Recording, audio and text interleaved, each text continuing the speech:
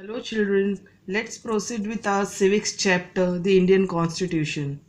As we know, the Constitution of India is the supreme law of India. Today, most countries in the world have constitution, while all democratic countries are likely to have constitution. But children, it is not necessary that all countries that have a constitution are democratic. That country can be monarchical or dictatorial. When the monarchical and dictatorial countries have constitution, power of dictators and rulers of monarchies remain limited. Children, to make you clear, dictatorship is a government or a social situation where one person makes all the rules and decision without anyone's input. What we say is Tanashahi. Example, Adolf Hitler of Germany. And a monarchy is a country that is ruled by a king or queen. But remember, when the monarchical and dictatorial countries have constitution, power of both dictators and monarchies remain limited. Coming to our main topic, Constitution.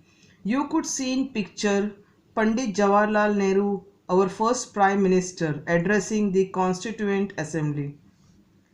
And here we could see struggle of Nepal, who under their monarchical system fought for democracy.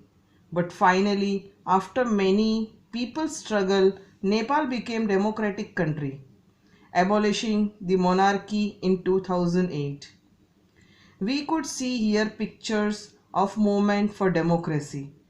Democracy is a system in which the government of a country is elected by the people. That is what we say, government by the people, for the people and of the people.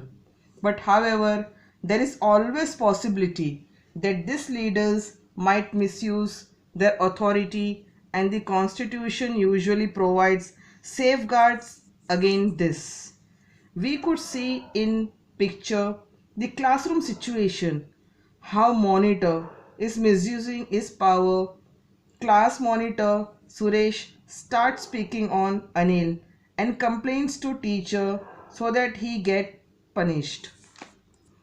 Same way in democratic societies, the constitution guards against the misuse of authority by our political leaders and domination of one on another, that is less powerful people, where a majority can continuously enforce decisions that exclude minorities and go against their interests. You can see in picture where boys wins a decision in class as they are more in number, that is majority, against the girls who are less in numbers, what we can say is minority. So finally decision goes with boys as they win and decide to play cricket. But here fair decision has to be taken by teacher so that minority gets their right.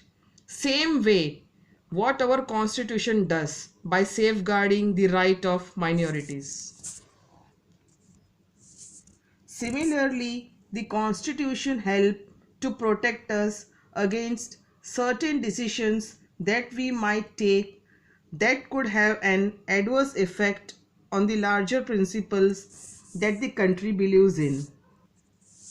Children, you might have understand by now that constitution plays a very important role in democratic societies.